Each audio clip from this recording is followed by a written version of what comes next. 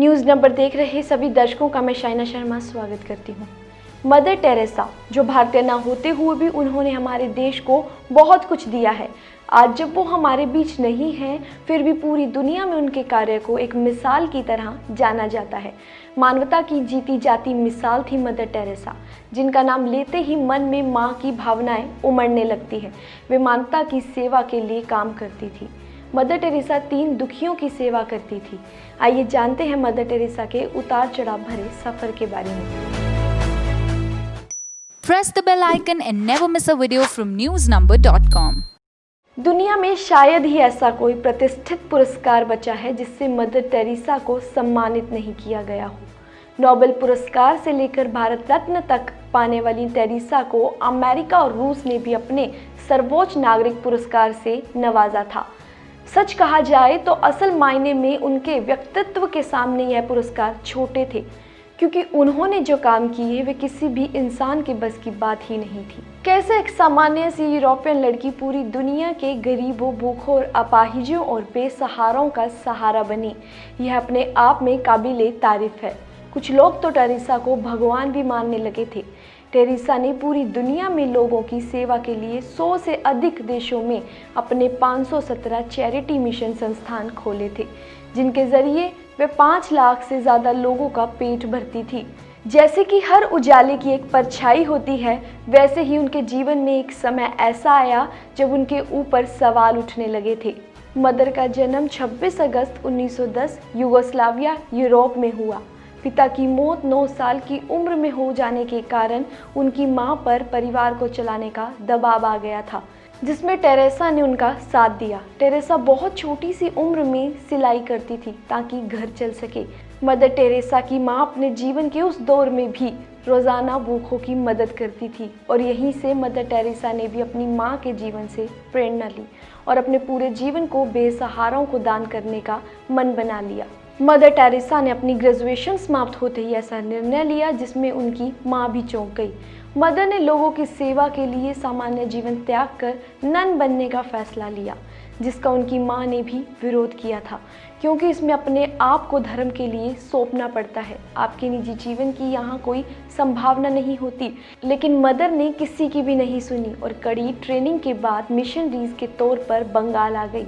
शुरुआत में उन्होंने यहाँ स्कूल में काम किया और बाद में वह लोगों की सेवा में लग गई। टेरेसा भारत में 1931 में आई थी, जिस समय सेकेंड वर्ल्ड वार चल रहा था, जिस कारण भारत में आम लोगों की स्थिति बहुत खराब थी। लोगों के भूखे मरने की स्थिति थी। एक तरफ भारतीय अंग्रेजों के साथ जंग लड़ रहे थे, तो वहीं दूसरी ओर देश के अंदर चारों तरफ भूखमरी फैली हुई थी।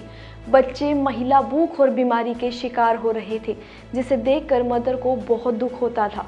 1947 में जब देश आज़ाद हुआ था, तब भी विभाजन में हुए दंगों और पलायन के कारण लोगों के पास खाने तक के लिए कुछ नहीं था। उस समय टेरेसा ने निर्मल हृदय नाम की चैरिटी संस्था खोली, जो लोगों का इलाज और उनको खाना खिलाती थी। उन्होंने शांति के लिए काम किया और धर्म जाति से ऊपर उठकर लोगों की सेवा की।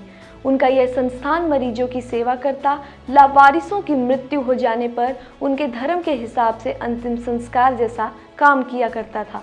कहा जाता है कि टेरेसा लोगों का इतना ध्यान रखती थी कि वह प्रत्येक मरीज से खुद मिलती थी और उनका हाल चाल पूछती थी। टेरेसा गरीब बच्चों, भूखों और बेसहाराओं की माँ थी।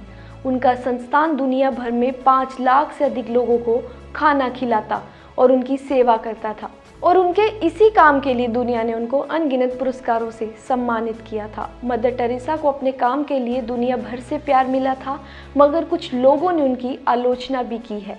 भारत में हिंदू संगठन आरएसएस का आरोप है कि मदर ने भारत में मिशनरीज को बढ़ावा दिया और हिंदुओं का धर्मांतरण किया। वह आरोप लगाते हैं कि मदर ने लोगों का अंतिम संस्कार उनकी मर्जी के खिलाफ जाकर ईसाई धर्म के रीति रिवाजों से किया करती थी, और उनका उद्देश्य रहता था कि जिनकी सेवा की जा रही है उन्हें ईसाई बनाया जाए। इसी तरह की बात अरूप चटर्जी अपनी किताब the final verdict mother Teresa में कहते हैं कि मदर टेरेसा के काम को बढ़ा चढ़ाकर दिखाया गया है। वे खुद मदर की संस्था से काम करने के दावे के साथ कहते हैं कि मदर पीड़ितों से कहा करती थी कि पीड़ा जीसस के करीब लाती है, जो मानवता के लिए सूली चढ़े थे, लेकिन खुद के बीमार होने पर वह महंगे अस्पतालों में इलाज करवाती थी। 4 सितंबर 2016 को मदर टेरेसा को संत की उपाधि मिली थी। पोप फ्रांसीसी ने मदर टेरेसा को संत की उपाधि दी थी। इस मौके पर सुषमा स्वराज, ममता बनर्जी और अरविंद केजरीवाल भी वेटिकन सिटी में मौजूद थे। चर्च द्वारा सम्मान की बात को प्रधानमंत्री नरेंद्र मोदी ने देश का सम्मान बताया था। वेटिकन चर्च के मुताबिक संत की उपाधि के लिए 2 चमत्कार करने जरूरी होते हैं। चर्च ने मदर टेरेसा के कामों में चमत्कार खोज निकाले।